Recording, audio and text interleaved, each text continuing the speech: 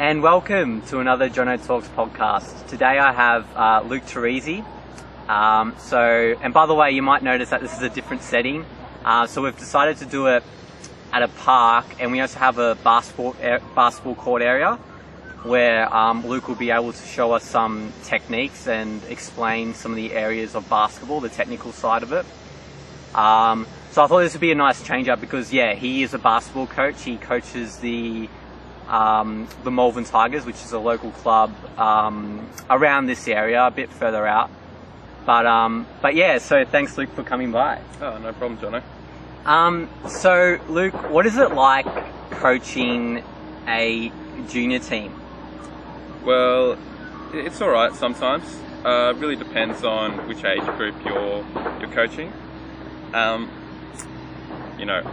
coached on the weekends about 5 different teams, and I had 4 losses and 1 win. And the win was a good win. It was my under-16s, but it can be a bit demoralising if you keep on losing, and you wish your team was doing a bit better, and there's nothing much you can do except just stand on the sidelines and give help and coach as best as you can. But you need to take the wins with the losses as well. So you need to look on the positive side.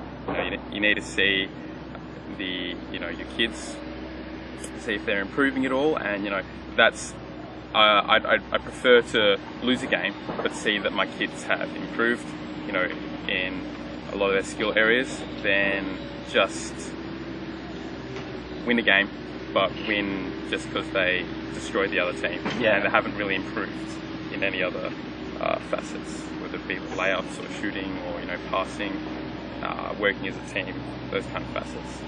Yeah, and so when you're working on the facets of the game, is there any one particular skill, so like a layup or like setting up a play, which is particularly hard to teach with a younger age bracket?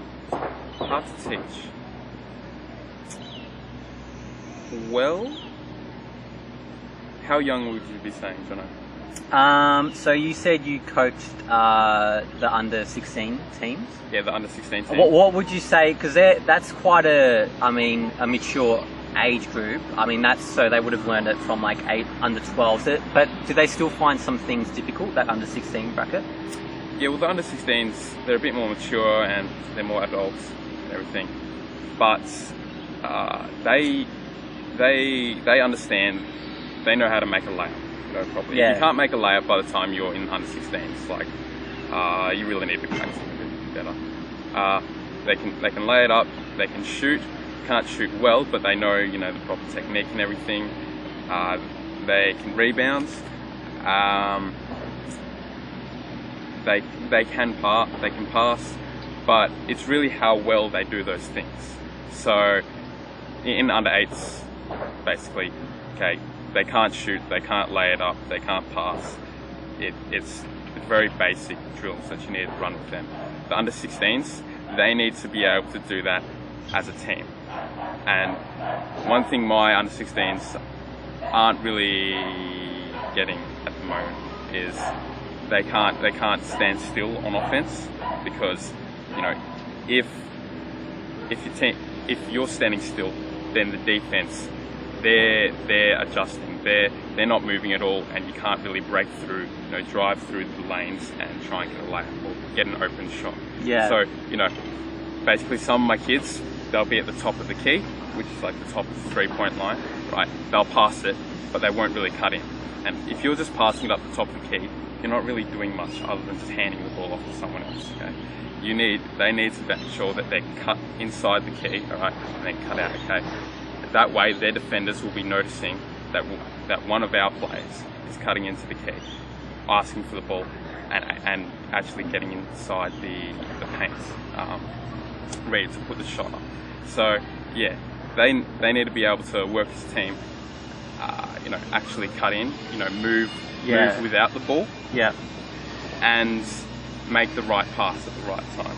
Yeah, because at any level, you see that, when you actually attack the game, you drive into the paint area. So, that's where you can get, most of your offense. and also, I guess, passing around the key. But I guess, if with younger age brackets, it'd be quite difficult to shoot a 3-pointer.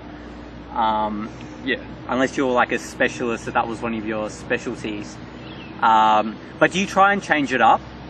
Do you have like set plays, say like an NFL, where you go, okay, we're going to try, because in an NFL, obviously they throw the ball, but they might have different ways of doing that, different ways to block, to protect their quarterback. So for instance, would you do a method solely to protect your point guard, who probably starts up the play? Not to protect my point guard. Everyone on my team has some function passing the ball. It's not quite NBA standard where you have a star point guard running everything, because in my under 16s, basically I have a star center, and I do have some very effective small players and everything, but I don't just run all my offense through one player. I have a duty basically to these kids, all right, to teach them how to play basketball, and I can't just do that if I have a star guard or I have a star center. I can't just play everything through them. Okay, maybe you're in the NBA or something like that, and your coaching career depends on how many wins you have, and if you can win the championship or anything. But I can't run my whole offense through one player, and everyone has to have a go trying to facilitate.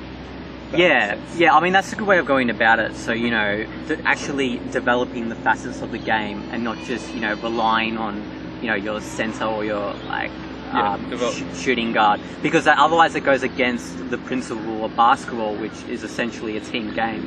You need the team to and if they all improve, then the team improves. So I don't want one player dominating, because if that player's having an off day, then the team's screwed. Yeah, that's a good point. You need all, but I guess if you compare it to other sports, like say the AFL here in Melbourne, Australia, you have however many players on the field. You have 18, so 36 players on the field at a given time. In a basketball court, you have about 10. So sometimes you can see in matches, even like the NBL, they rely on a star player just to get things moving. Even though it's a team sport, you must surely have some focus on your star player, like for instance, to get things up and running if the team is having an off day, as opposed to the star player. Yeah, well, that's the thing about basketball, really, Jono. It's a team game with 5 players on each team, okay? But one player can usually lift up some other, like the rest of their players on their team, with just the basic taking the ball and driving in, or taking the ball and jump shooting, or making the right pass. Yeah, just say like sheer talent. Yeah, sheer talent, like sheer willpower. In AFL, how much you have 18 players on one team on a field. Team on a field. As good as Gary Ablett might be, if he tries to take the ball and score himself, he's going to get tackled. He needs the rest of his team around. While there can always be like a superstar player like Kobe Bryant, just take the ball and dominate the game on his own. Yeah, shoot the ball and post up and score as much as possible. The one area that it doesn't work is defense, because you can defend one player well, you can't defend 5 other players. Yeah. If you don't have good defense, then you're basically screwed. They're gonna be able to score on you, and no matter how much you score at the other end, they're always going to score on you down the other end. And because basketball it's a contact sport, but you do have to be like quite careful when someone's driving into the paint aggressively, because you might risk fouling them or whatever. So you said defense is very important. I'd assume that the techniques of actually learning how to defend is essential. Yeah. Because say it's not just shooting up in the air and blocking it. It can just be the perceived pressure, and that's one thing I noticed about basketball at any level is the perceived pressure. Like, if someone's in a pressured situation, they don't react well, and they can time a pass incorrectly. So how would you, when you teach defense, what are some things that you focus on with your team? When I teach defense, more man-to-man defense. Apart from like a zone defense, which is players in their particular positions guarding a particular position, like area of the court. Yeah. Okay? I'm more of a man-to-man type of player. Type of coach. I do sometimes get them to practice zone, but not as much. Man-to-man, I make two players guard each other. So one player will have the ball, the other player will be in their defensive stance. They'll have their knees bent, shoulder width apart, arms out. All right. There's usually one arm up, ready to try and block any passes they're making. Another arm down, ready to block if they strip them if they're trying to cross the ball over. So one will be all the way down here. Another one will be all the way up here. That's one particular defensive stance, and that's pretty much the go-to one in most cases. I do see if someone's get into the post, so they're around the block area, they have their back to the rim. All right, I sometimes say, hey, put your arm against their back and your other arm up. That way, if he tries to back you down, as in like, go backwards and try and push you over, get themselves into the key and put the ball up. Okay, you can push back. You'll be braced for that, and then you have that arm up, ready to say if they turn around and try and take a shot, you're ready to try and block them. Yeah. I guess it can be quite difficult sometimes, even though you learn the techniques to defend, if the player, because height is obviously a very important part of basketball. Well, not very important. I mean, you have like skillful players, but you know what I mean. Like if you're tall, powerful, it can be hard to defend. So when you have kind of like a really good player from the opposition team who is, like setting up not even like scoring, just like, assisting really well, just like causing lots of havoc. What do you do? Do you still stick to the man-to-man defense and your defensive techniques, which you just explained to me? Or do you try and change it up? Causing lots of havoc. Well, that depends really. I'll put probably my best defender on that one player that's, scoring a lot. And, yeah. And hopefully they can get the job done on him. I want them to, niggle and annoy them on defense as much as possible.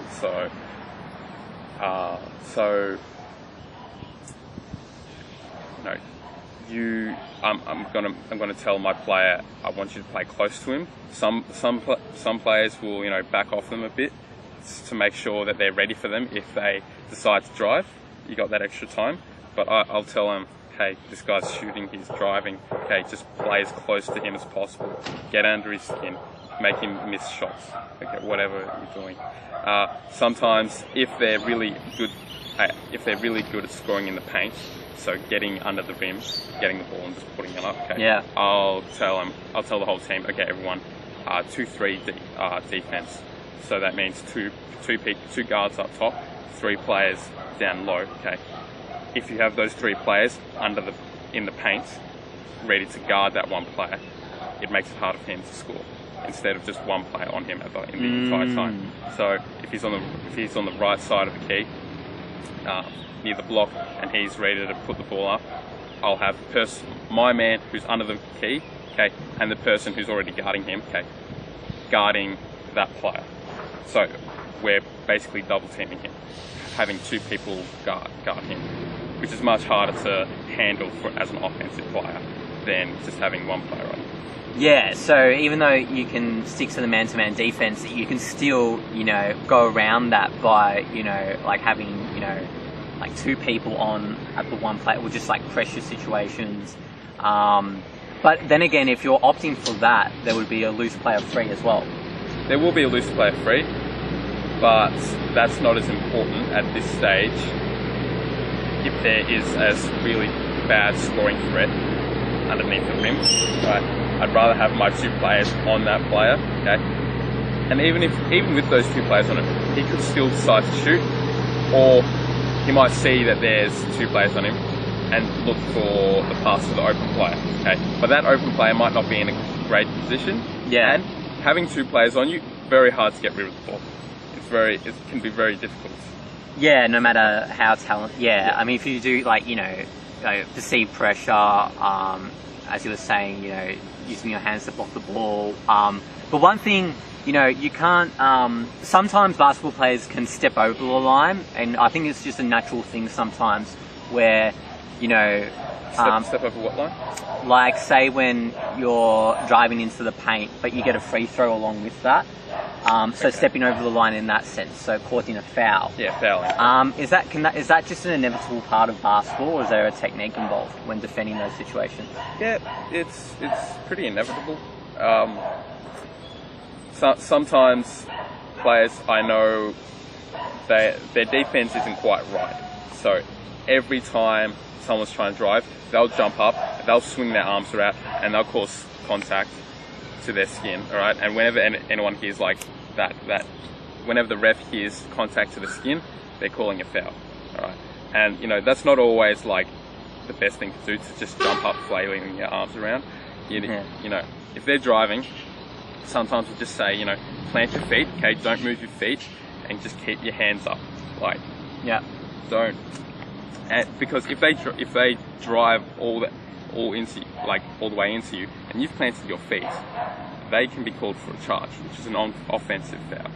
And sometimes you don't need as much as you can see they're trying. They don't have the correct technique for defense, so they'll just be flailing their arms around, causing fouls. And sometimes players just get fouled off with 5 fouls, and if they do that the entire game, sent off. Yeah, I mean, you see that. I mean, that's. But I guess because you have how many bench players do you have on the bench? I mean, it's not such a huge issue, is it? Like if. Depends. Some of the teams I have about 5 players all up, but that means there's no players on the bench. Other teams I have about 4 players on the bench. Some I have 2 players on the bench. I prefer about 1 or 2 players on the bench. That way, the team can play on the court for as long as possible. And if I'm subbing in 3 players at once, then I'm basically subbing off half the team. So they're going to have to get used to playing with players that they haven't been playing with for the last few minutes. So you want to keep your starting 5 on for as long as possible before you make that change for the whole team to come off. Yeah, and I guess that's, it does. And it kind of, the bench is, quite an important part of any sport, really. In football, they're changing the interchange cap. They're restricting it to 90 rotations per game. And so what that means is that they have to focus on cardiovascular endurance, so aerobic endurance. So because you can't, if you go over that, I think you're not allowed to go over 90. So there's more of an emphasis on building your fitness. But with basketball, even with basketball, it's a pretty intense game. Like you have to run up and back down the court, defend, offense. It's not really like, sometimes in football you can get away with it. Say if you're in like a forward pocket and the ball's on the other end of the forward line, like you can just kind of stand there and like you can rest that way. And that's what some players do, you know, AFL, whatever level. The midfielders, they'll go into the forward line because that's where they can get their rest instead of their bench. And you'll be seeing more of that this year. But with basketball, what you see is, you know, players are always active. You know, they're always alert because, like you said, if one player's free, you know, you've got to be alert and notice that player's free. And you're running up and back. So is that, how do you teach that? Like always trying to be alert? Does that just come with like practice? Always trying to be alert. Well, just for my kids, I'll yell at them if they're not alert on the court. They'll be, that, you know, sometimes I see them stuffing around and I'm just like, oi, get up the court, stop stuffing around. Yeah. Most of that's just from them like talking with their friends and everything on their team, which I don't really mind too much. Sometimes they can be a bit lazy and just like, this goes back to when I'm talking about my under 16s, and they'll sometimes stay in one position. They won't cut or anything. They'll just some of my players will just stand in one position, not really wanting the ball because they're just wanting their rest, and they're not thinking to cut or anything. Move without the ball at all. So yeah, that's how your offense can really fall asleep if people are just tired and they're not wanting to move or anything. Yeah, I mean, I have a lot of sympathy for that because, you know, even when playing basketball, like, I got tired very quickly because, you know, you have to be not just alert, but it also requires, you know, explosive efforts as well. So, you know, kind of driving into the paint area, defending. I mean, you can get tired very easily. So, in that sense, do you also do any kind of fitness work, or does the fitness work come from actually practicing the game? Basically, I expect kids to like maintain reasonable fitness, like during the season. When we're at training, it's better to do team drills, if that makes sense, because we actually have the team, we have the basketball court to do it on. I don't really want to waste as much time on fitness, so we'll just be practicing skills more often. I do usually for the first half, because I coach with another team, the second team, and we train together for about half an hour, sometimes just 20 minutes on the full court, and they'll be running full court drills, which can be very difficult because, you know, they're having to run up one end of the court and then run straight back down, doing different things, passing the ball between them, full court layup kind of things, you know, chase down defensive type of drills, and that can be very like exhausting, and they always go get a drink after that.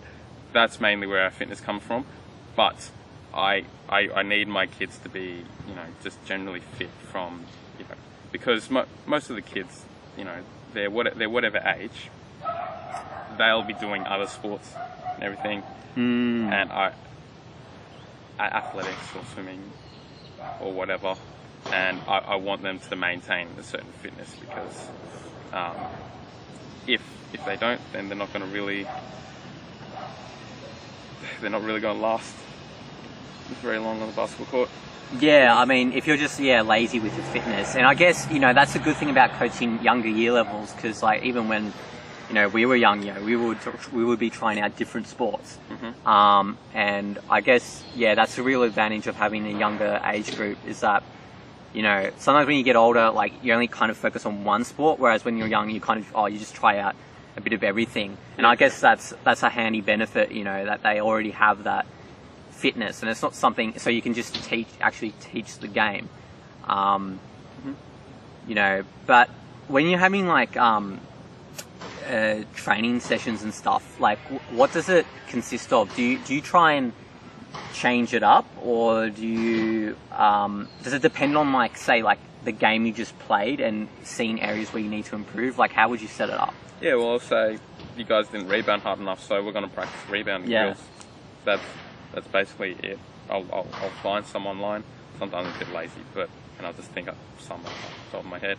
But if they can't rebound, then guys, we're practicing rebounding drills. Usually if we're losing, they'll probably be doing harder drills than if they were winning.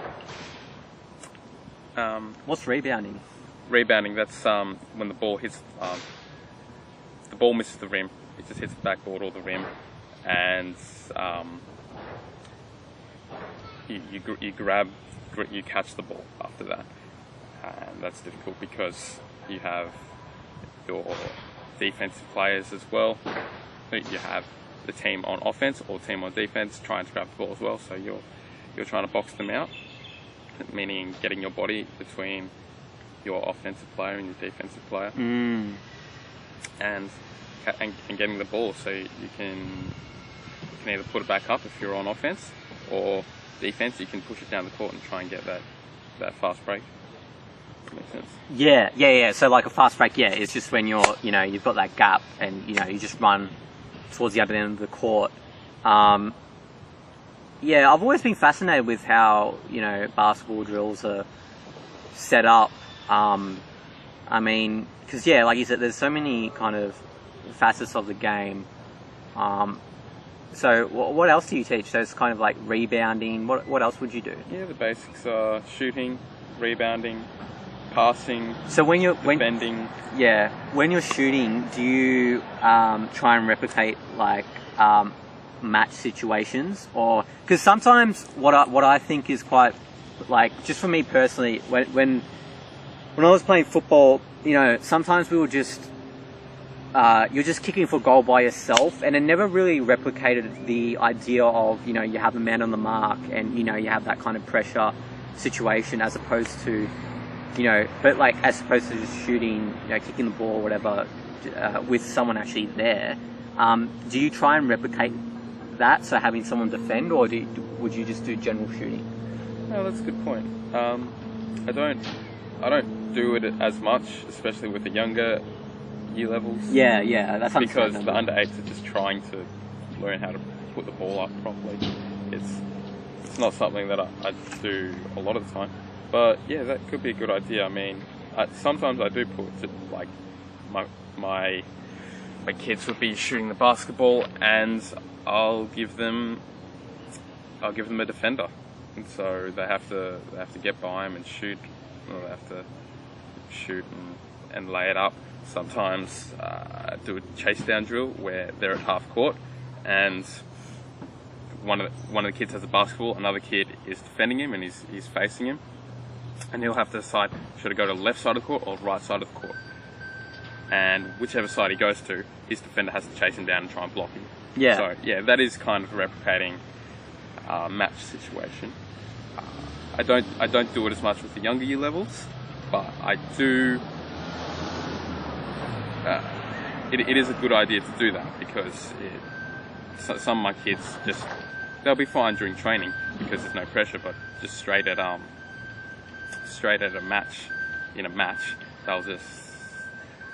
won't be playing as well, because there's that mental factor that I'm actually playing a game. What I do here matters. We could win or lose off what I do next. And so they should learn that.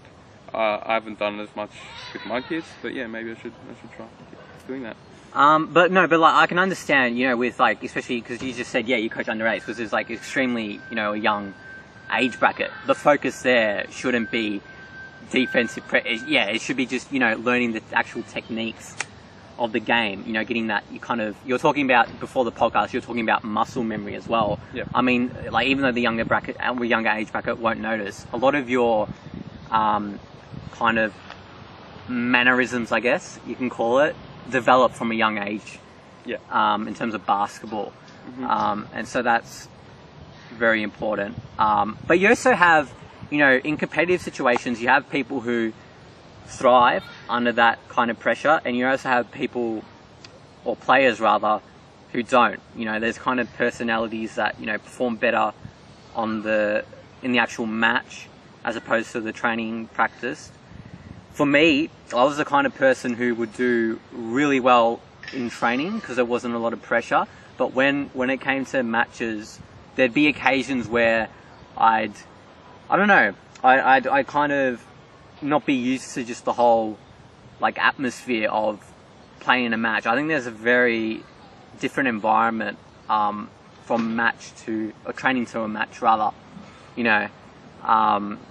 Yeah, exactly. Yeah, and some personalities, you know, thrive on it, and some personalities don't. So yeah, that's why I just suggested that. It's applicable to all sports, really. Yeah. I do see that. I see it sometimes in my kids. Like some kids do perform a bit better at the game, but my kids are under 8s, under 10s, under 14s, and under 16s. They're not superstars yet at all. Maybe if you're Michael Jordan or something like that, you have that clutch factor, and you know, I'm going to perform here because there's a championship and everything. But you know, they're very hormonal, you know, very erratic, and they're just kids.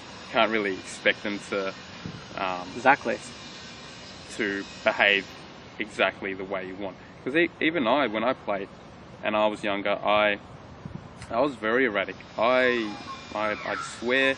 I get so angry at myself if I was missing shots that I shouldn't be missing. And I kind of got over that. I'm not as angry as I used to be when I play basketball these days. And because I realized that anger really wasn't helping me, and you know, as bad as a game as I might be having, I can't just duck my head and say, oh, I'm so stupid. This is just bullshit. I'm not playing as well as I should be, because that doesn't help. If you miss a layup, or you miss a shot, or you don't do something right, doesn't matter. Just try its best to fix your mistake, and that involves, if you do miss a layup, just get back on defense as quickly as possible. Try and get that steal. If you don't get the steal, that still doesn't matter, as long as you just keep playing the game to the best of your abilities. Yeah. I see. There's one kid, and I won't name him, but there's one kid that I see this the whole time. Every time he misses a layup that he knows he shouldn't miss, he'll just duck his head and go, oh, stupid. And I just yell at him on the court, and I'm like, Matt, get back on defense. Yeah, I mean, but you know, it's not just applicable to the player you mentioned. I mean, I also had that as well. You know, say if I missed a goal in footy, I just stuck my head. I'm just like, oh, why did I miss that goal? And that comes back to the mental side. You know, but I also think it's important to make mistakes like that, to be erratic at a younger age, because then you learn. Like, if you're just perfect from the start, you're not really improving yourself as, you know, as a player, as a person, you know. Yeah. It's like, because like even you said like you were erratic on the basketball court when you're young, but then you learn over time that, you know, there's better ways to deal with that anger. You know, instead of ducking your head, go to the next play. You know, defend, go on offense, and so yeah. I mean, that's an important. Like, even you see it with, say, Roger Federer. Everyone says, oh, he's such a great sportsman, but you see, I'm telling you right now, you see when he was young, like below the age of like 18, he used to have some. He admittedly used to have some tantrums on the court, you know, breaking rackets. But now, you know, he's won so many sportsmanship awards, and he's widely considered to be one of the great, as well as one of the best athletes, one of the great sportsmen of his time. And I think it's important. I think that's why it's important to to have attitude. You know, well, I guess, you know, you just learn over time. Because, you know, I mean, you see with some basketball players, not necessarily the younger ones, but at the top level, there's still some people who, like Kobe, you know, hates losing. And that's kind of, they call it kind of the Mamba mentality, where he's just so competitive and so, you know, are you, like, when you play, are you that type of player that's like really competitive? Yes and no. I mean, when I was a bit younger and I was playing in an actual league and everything, I was really competitive. I wanted to win and everything, and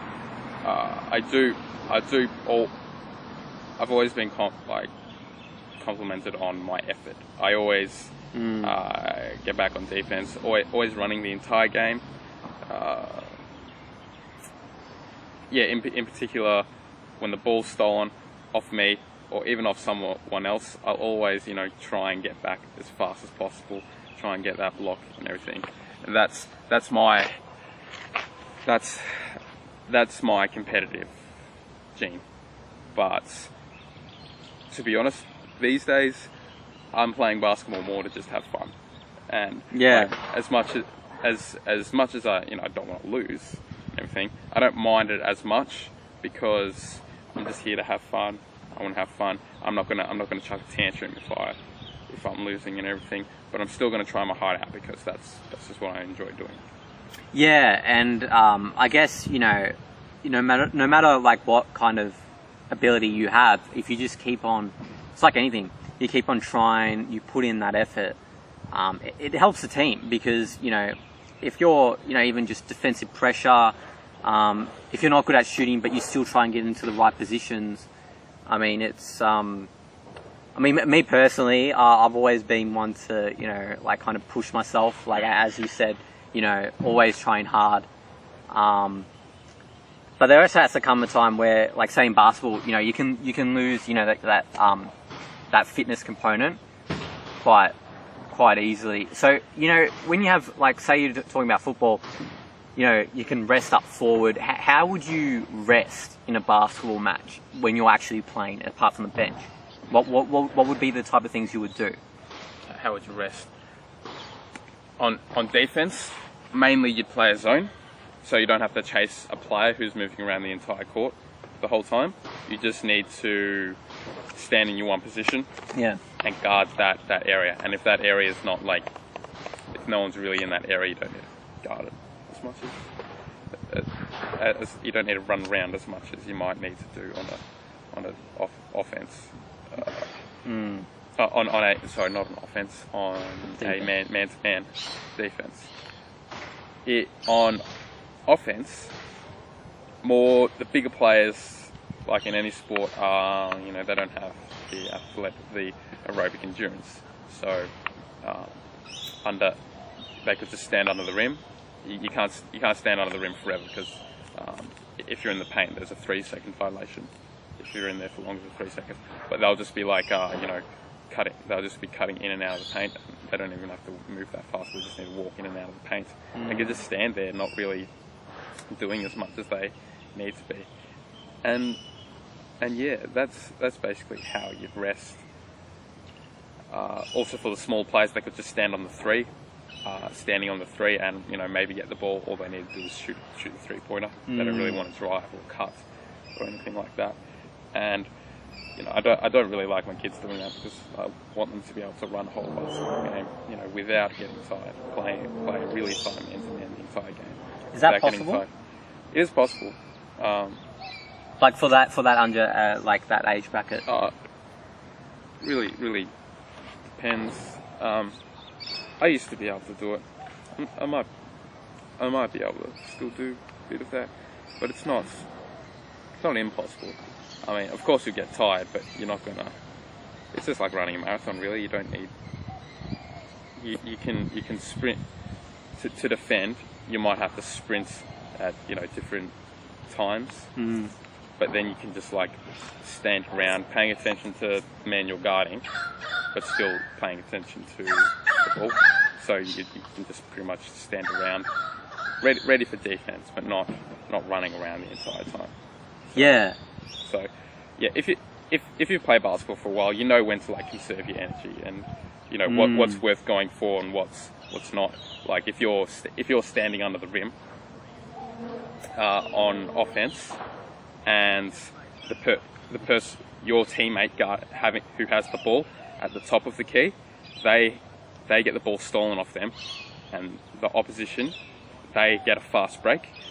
You don't need to really run after that ball because they probably have those points already.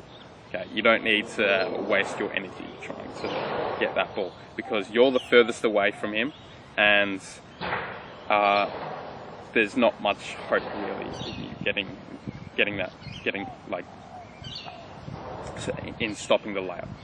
If that makes sense. Yeah. So you kind of have that, kind of IQ built in, from like over the years, Mm-hmm.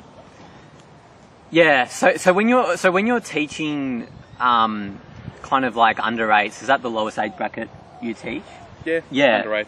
I find that incredible. It's like it's so awesome that like young kids. For instance, in football, I know that that in tackles or whatever, or I think like there's a certain age bracket where you're not allowed to tackle. Do the same basketball rules apply for under 8s as opposed to under 16s? You're not allowed to tackle. No, there's no tackling in basketball. There is one rule, and that's called the mercy rule that they sometimes implement. In particular, when the opposition is beating you, or if you're beating them by plus 15 points, this is up until like age 10 or age 12, I can't really remember. Yeah. Then they're not allowed past the half-court line when you're bringing the ball up the court. Okay, so they just have to get back and play a man-to-man in their half of the court. They're not allowed to play a full-court man because they deem that to be like too more demoralising if they're able to just keep on playing their full-court defence and just keep on scoring on like kids that don't really need their self-esteem like destroyed like that, if that makes sense. But when you're teaching like young kids to like I assume obviously the basketball size would be smaller because you need to be able to when I was teaching my my brother who's like 7 years younger than me, he had, even when he was 10, he had trouble kind of shooting the ball even with like a small basketball. So I always find it like under 8s, like, is it hard sometimes for them to like reach the ring or? Oh, you wouldn't believe. It's painful sometimes. Yeah. Trying to get them to do basic things and they're just unable to do it. It's hard to get them to do that. But that's why you do such simple drills and you just try and drill into their brain like the simple concepts of basketball, like shooting, like passing, and eventually once they grow older they'll understand those concepts and then they can move on to much more complicated things like passing while you're moving or shooting or laying it up, pull up jumper, those like much more difficult concepts. Yes. Yeah. So you just try, keep it very simple, obviously, Yeah. for that age bracket. So when you're, do they count the scores during a match? For that? Yeah, they count the scores. What would be the kind of score range for an under 8s game? 6 points sometimes. Yeah. That's all their scores sometimes. Sometimes a bit more, like 12, 15. But yeah, that's not the essence of. I was just curious, but yeah, for that age group, it's about just teaching the fundamentals of the game. Do you get which age bracket do you enjoy coaching the most? Probably my 16s. I've known them for quite a while, and there's only a few 16s in like the entire club, so I pretty much have the same boys every season, and they're a lot more interesting because they know facets of the game and they can talk intricate plays and how we should tackle this game, that game, and yeah, they're much older, so I can just talk to them like regular guys. Sometimes when I'm talking to the under 8s, I need to be really condescending. And they're much smaller and they don't understand some things because they're young kids and they don't understand some things. Yeah, so it's a lot easier to to communicate with under 16s when you're talking about the actual game itself, which is only natural. Which is why I'm so impressed with like young kids, like 8 years old. That's That's very young, but like it's good to have, because in any case, they're the basketballers of tomorrow. You're teaching them the game and hopefully to become a good player in the future. You see, a lot of the special athletes seem to start at a very, very young age. So Kobe, I think he even made the anecdote that he grew up with a basketball in his hand, just shooting the ball. I guess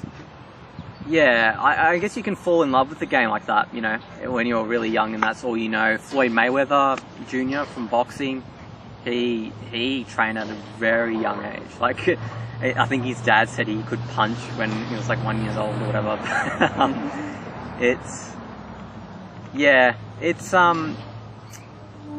It's interesting, how you can train these young players up at any sport, and then in the future they can become really good athletes. And that just shows you that there is even though, like you said, under 16s, it's easy to communicate with them.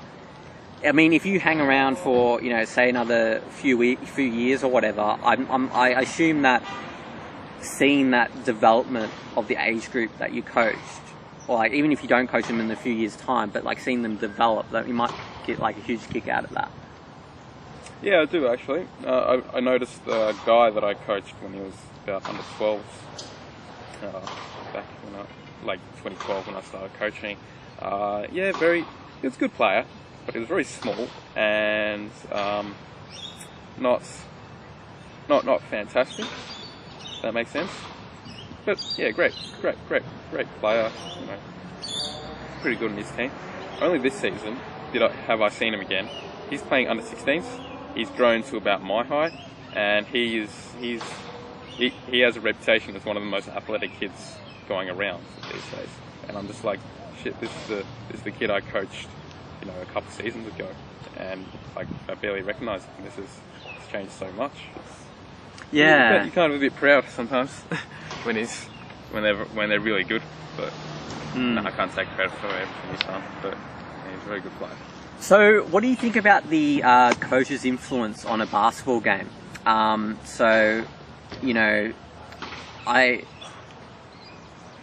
coach, has a role to play in disseminating the message, to teach the fundamentals of the game. But ultimately, it's a player's sport. So, you rely on your players to orchestrate the game. What are ways that you exert your influence on the team?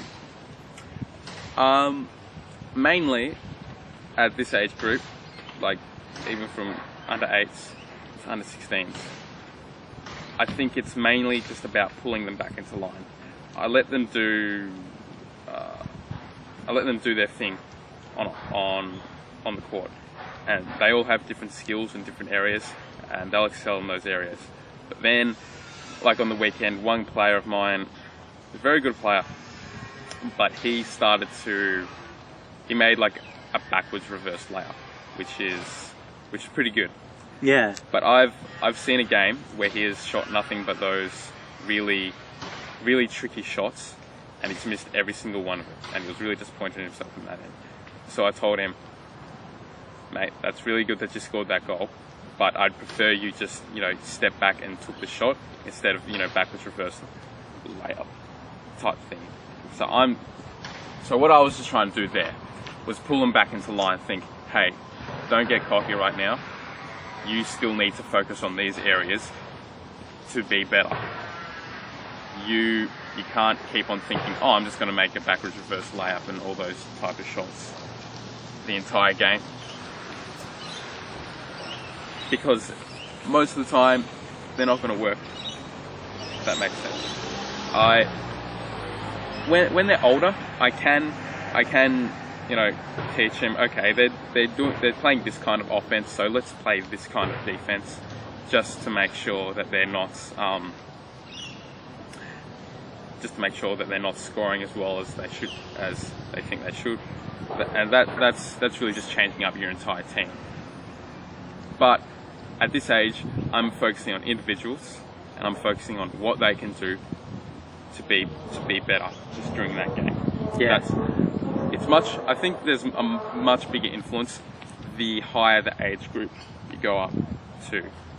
Under 8s and under 10s, there's not a ton you can do that will change everything, because I'll let you in on a secret. When they're that young, it's basically who has the better height advantage. It's if one team's rebounding a lot more, they're going to have a lot more shots at the ring, and they're going to get more shots in. They're not that skilled to be able to get past much bigger players. So they're where was I going with this? The coach at a younger end has less of an influence. At an older end, they have a much bigger influence, especially in the NBA. It's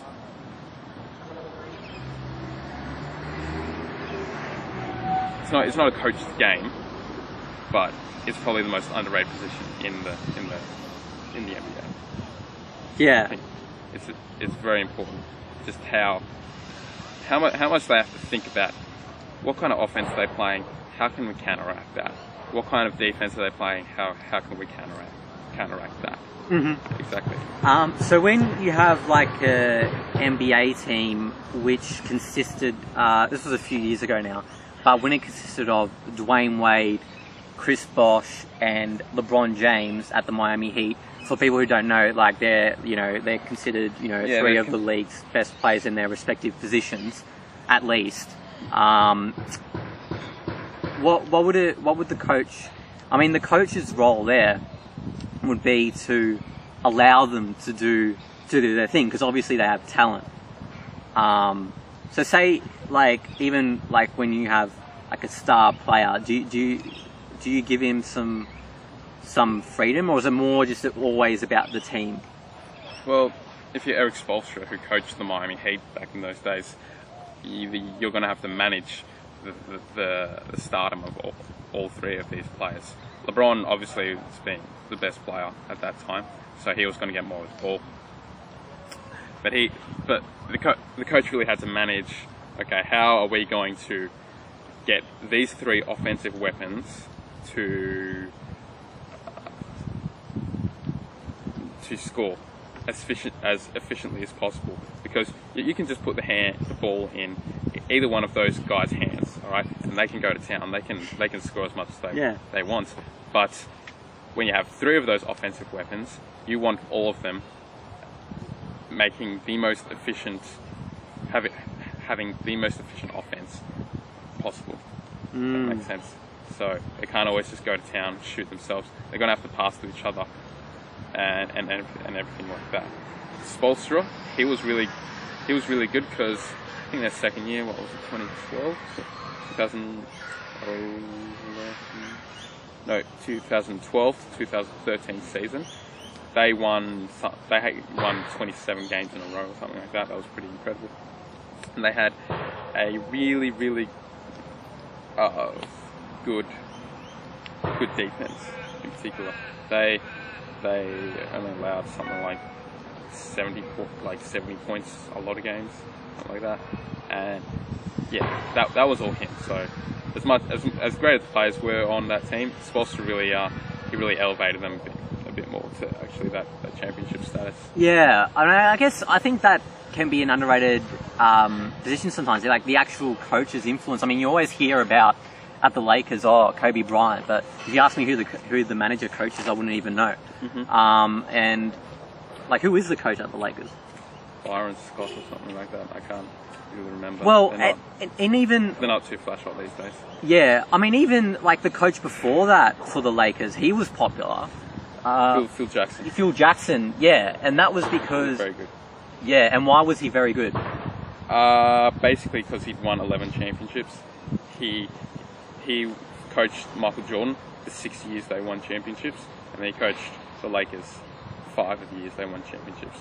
3 with Shaquille O'Neal, 2 with Kobe Bryant. And And yeah, he was just known as a really, just a phenomenal coach for being able to, in particular, manage all the superstars in his team. Because as good as Kobe and Shaq are, they're probably not the easiest people to get along with. That makes sense, because they have, no offense to them, but they have an ego. Sometimes you need an ego to be that good. You need to be, I think, I want the ball in my hand. They managed to win 3 championships out of that, because he was able to share the ball between Shaq and Kobe enough to satisfy each other. There was a whole dynamic after the 3 championships they won together, that they had a massive fight, falling out, and basically Shaq just wanted to leave. He didn't want to. I heard about that, yeah. With Kobe after that. But they were able to do those things earlier on in their careers, before their kind of, not their egos took over, just before they had enough of each other. That makes sense. Yeah, and that's an underrated component of coaching, I think. Managing the players themselves, just making sure that stick to your position. And you also have managers which are special in the sense, they're real motivators.